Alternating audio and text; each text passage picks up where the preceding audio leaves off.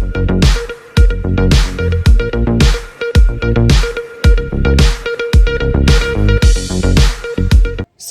જાણીતી કંપનીમાં કોન્ટ્રાક્ટ પર કામ કરતા યુપીના વતનીએ પોતાની જ સગી દીકરીનું સતત 6 વર્ષ સુધી યૌન શોષણ કર્યું હોવાની ચોંકાવનારી પોલીસ ફરિયાદ સામે આવી છે।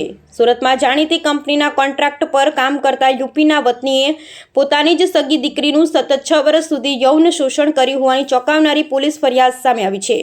દુષ્કર્મની આ ઘટનાથી કંટાળી દીકરીએ આખરે ઘર છોડી 2 રાત સુરત રેલવે સ્ટેશન પર વિતાવી અને અંતે ઈચ્છાપુર પોલીસ મથક વિરુદ્ધ ફરિયાદ નોંધાવી પોલીસે તરત જ નરાધમ પિતાની ધરપકડ કરી છે અને તેને જેલ હવાલે કર્યું છે। ગત તારીખ 10/5/2025 રોજ રાત્રિના લગભગ 31 વાગ્યા બાદ અત્રેના ઈચ્છાપુર પોલીસ સ્ટેશન ખાતે ભોગ બનનારની ફરિયાદના આધારે BNS કલમ 64(2) ની FIJM તથા 65(1) 115(1) તથા પોક્સો એક્ટની વિવિધ કલમો હેઠળ ગુનો દાખલ કરવામાં આવેલ છે।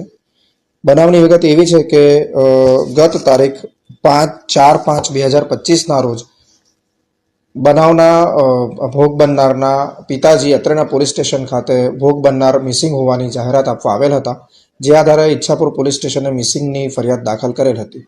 મિસિંગમાં ભોગ બનનારની શોધખોળ કરતા તેઓના બહેનપણીના ઘરે પૂછપરછ અને તપાસ કરતા તારીખ 10/5 રોજ ફરિયાદી પોતે પોલીસ સ્ટેશન આવેલ હતા અને તેઓએ જણાવેલ હતું કે તેમના જ પિતાશ્રી દ્વારા પાછલા લગભગ 6 વર્ષથી 2019થી તેમની સાથે બળજબરીપૂર્વક શારીરિક દુષ્કર્મ અડપલા થઈ રહ્યા છે, તેમજ તેમને માર પણ મારવામાં આવી રહ્યો છે।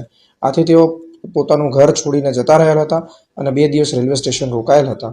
ત્યારબાદ તેઓની બહેનપણીના ઘરે આવતા તેમની બહેનપણીએ તેમને જણાવેલ હતું કે પોલીસ તેમની શોધખોળ કરી રહી છે, ત્યારે તેમણે આ સમગ્ર બનાવની હકીકત જણાવેલ હતી અને તેમણે જણાવેલ હતું કે તેઓ આ કારણથી પોતાનું ઘર છોડીને જતા રહેલ છે। આમ આ સમગ્ર બનાવ આ રીતે ઈચ્છાપુર પોલીસ સ્ટેશન દ્વારા ભોગ બનનારની તપાસ અને શોધખોળ કરતા પ્રકાશમાં આવેલ છે। શું કરે છે પિતાને? કેટલા વર્ષ?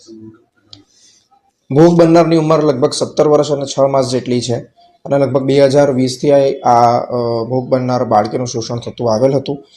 ભોગ બનનાર બાળકીના પિતાનું નામ કૃષ્ણ મુરારી ઠાકોરજી મિશ્રા છે અને તેઓ ઉત્તર પ્રદેશના રહેવાસી છે અને આ વિસ્તાર મોરા વિસ્તારમાં રહી રહ્યા છે।